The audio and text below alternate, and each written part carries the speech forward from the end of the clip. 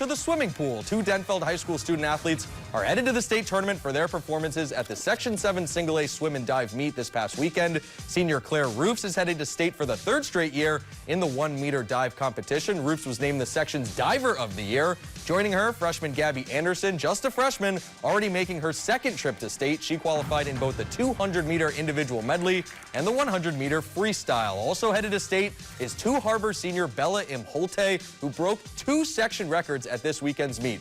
She set new all-time records in the 200-meter freestyle in the prelims, then broke her own record again in the section finals. She'll compete in 3 different events at state: the 200-meter freestyle, 100-meter backstroke, and 400-meter freestyle relay. For a full list of all of the Northland swimmers and divers heading to that state tournament, swim on over to our website, northernnewsnow.com. And still to